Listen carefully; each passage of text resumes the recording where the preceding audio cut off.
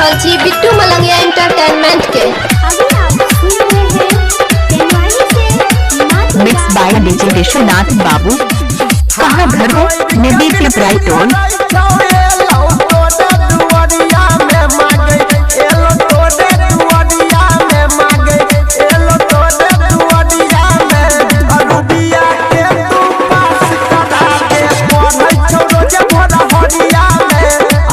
इलाका किसी का हो धमाका विश्वनाथ बाबू का होगा।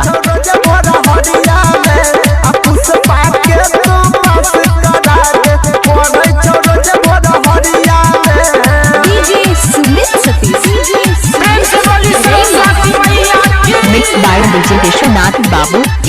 कहाँ घर हो नदी के ब्राइटोन। Madhubani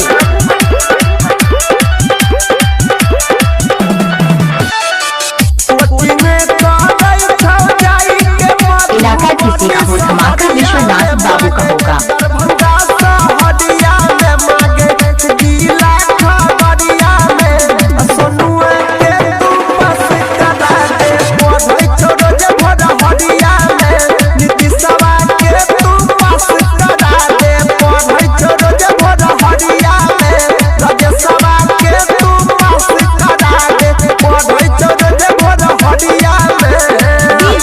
mix by DJ Vishwanath बाबू। कहाँ घर हो नदी के ब्राइटोन। डीजे बिट्टू मलंगिया मधुबनी। इलाका किसी का हो धमाका विश्वनाथ बाबू का होगा।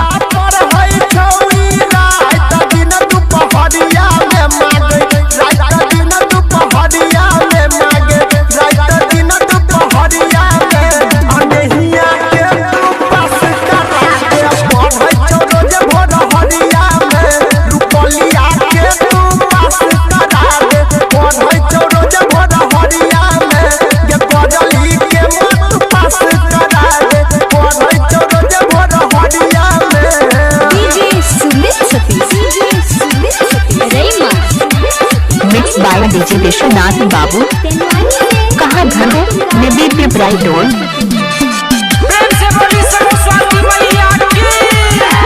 DJ Bittu Malangia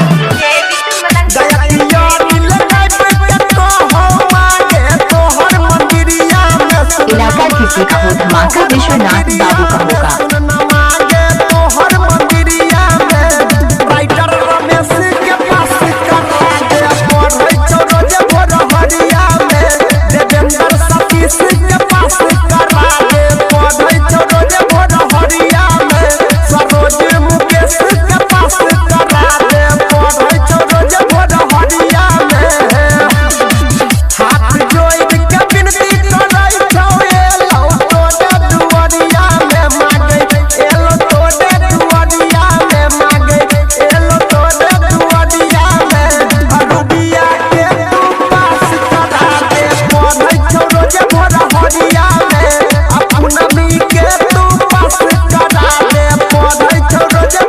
by DJ Vishwanath बाबू।